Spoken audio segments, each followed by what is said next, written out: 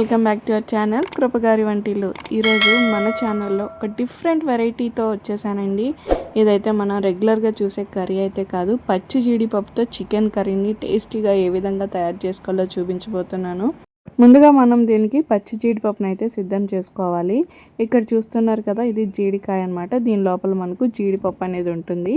And దీని fruit అయితే చూడండి, ఈ కలర్లో ఉంది కదా, ఎల్లో కలర్. దీన్ని మనం తినొచ్చు అనమాట. కొంతమంది ఉప్పు కారం వేసుకొని తింటారు, కొంతమంది మామూలుగా అలా తినేస్తారు, కానీ ఎక్కువ తింటే దగ్గు వస్తుంది. సో ఇవైతే జీడిపప్పులు అనమాట. పచ్చిగా ఉండాలండి, ఎండిపోతే మనం తీసుకోవడానికి అయితే అవ్వదు.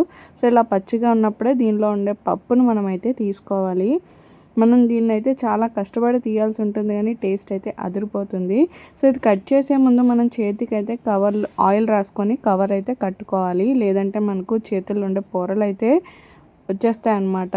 సో నేనైతే ఆయిల్ రాసుకొని నెక్స్ట్ అయితే చేతులకి కవర్లు కూడా కట్టేసుకున్నాను. ఇప్పుడు ఆ జీడిపప్పు అయితే ఏదైతే మనకుందో దానిలో ఉండే ముచ్చుకనైతే తీసుకొని, ఆ జీడికాయ అయితే మనం తీసుకొని ఇప్పుడు దాన్ని మనం మధ్యలోకి 2 ముక్కలుగా అయితే కట్ చేసుకోవాలండి.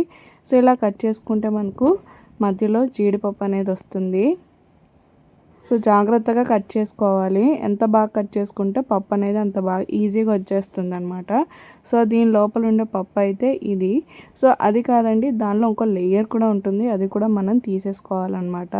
ఈ ఫ్రూట్ మనకి ఎస్పెషల్లీ సమ్మర్లో అయితే బాగా దొరుకుతాయండి. ఖచ్చితంగా మీకు కానీ లభిస్తే ట్రై చేయండి. టేస్ట్ అయితే చాలా బాగుంటుంది. సో మళ్ళీ మళ్ళీ తినాలనిపిస్తుంది అనమాట. దీంతో చాలా డిఫరెంట్ ఐటమ్స్ అయితే మనం చేసుకోవచ్చు. సో మనం పల్ప్ ఏదైతే లోపల జీడిపప్పు ఉందో వాటిని తీసిన తర్వాత ఇలా గోరువెచ్చని నీటిలో వాటిని అయితే వేసుకోవాలండి. ఇలా వేసుకోవడం వల్ల మనకు ఆ జీడిపప్పులో ఉన్న జీడి వచ్చేస్తుంది, అండ్ అలాగే లేయర్ కూడా ఈజీగా రిమూవ్ అయిపోతుంది అనమాట. చూస్తున్నారు కదా, చాలా ఈజీగా రిమూవ్ అయిపోయింది. సో ఇలా మనం శుభ్రం చేసుకొని పక్కన పెట్టుకోవాలి. సో ఫైనల్గా మేము తీసిన కాయల్లో డస్ట్ ఎక్కువ అయితే వచ్చింది, అండ్ పప్పు కూడా బాగానే వచ్చిందనమాట. సో ఇప్పుడు మనం లేట్ చేయకుండా చికెన్ పచ్చి జీడిపప్పు కర్రీని ఎలా రెడీ చేసుకోవాలో ప్రాసెస్లోకి అయితే వెళ్ళిపోదాం. సో ముందుగా మనం కడాయి అయితే తీసుకొని స్టవ్ ఆన్ చేసుకొని కడాయిని అయితే హీట్ చేసుకోవాలండి. హీట్ అయిన తర్వాత మనం ఒక 2 to 3 టేబుల్ స్పూన్ ఆయిల్ అయితే వేసుకోవాలి. ఆయిల్ హీట్ అయిన తర్వాత మనం కచ్చా పచ్చాగా గ్రైండ్ చేసుకున్న ఉల్లిపాయ ముక్కలను అయితే పేస్ట్ని అయితే మనం ఆయిల్లో వేసుకొని, అండ్ అలాగే ఒక 5 పచ్చిమిర్చిని సన్నగా తరుగుకొని వీటిని కూడా మనం వేసుకొని ఉల్లిపాయ గోల్డెన్ బ్రౌన్ కలర్ వచ్చేంత వరకు మనం ఫ్రై చేసుకోవాలి. సో ఇప్పుడు మనం ముందుగా శుభ్రం చేసి పెట్టుకున్న చికెన్ను కూడా వేసుకొని కలుపుకొని మూత పెట్టుకొని చికెన్ బాగా ఫ్రై అయ్యి ఆయిల్ అంతా బయటకు వచ్చేంత వరకు మనం బాగా ఉడికించుకోవాలండి. ఈ చికెన్ కర్రీ కానీ నాన్ వెజ్ కానీ చేసే ముందు ఆనియన్ బాగా ఫ్రై చేసుకోండి. ఎంత బాగా ఫ్రై చేసుకుంటే టేస్ట్ కూడా అంత బాగుంటుందన్నమాట.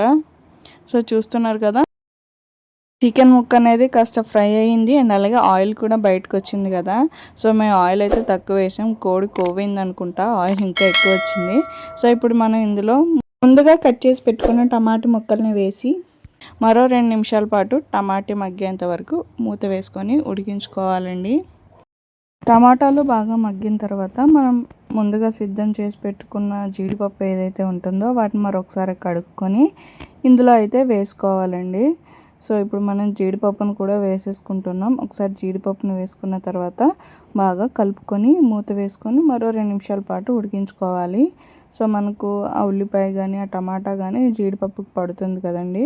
సో ఇప్పుడు మనం జీడిపప్పు కూడా బాగా మగ్గిన తర్వాత ఇందులో ఒక 2 టేబుల్ స్పూన్ పసుపు, అలాగే 3 టేబుల్ స్పూన్ల కారం, అలాగే హోల్ గరం మసాలా, అల్లం వెల్లుల్లి కలిపి మేమైతే మసాలా పట్టేసామండి. సో అది కూడా ఒక 2 టేబుల్ స్పూన్ అయితే వేసేసుకున్నా, అండ్ ఫైనల్గా సాల్ట్ కూడా వేసేసుకొని ఒకసారి కలుపుకొని మూత వేసుకొని ఒక 2 నిమిషాల పాటు మనం ఉడికించుకోవాలన్నమాట. ఇలా ఉడికించుకోవడం వల్ల మసాలా అనేది ముక్కకి బాగా పడుతుంది.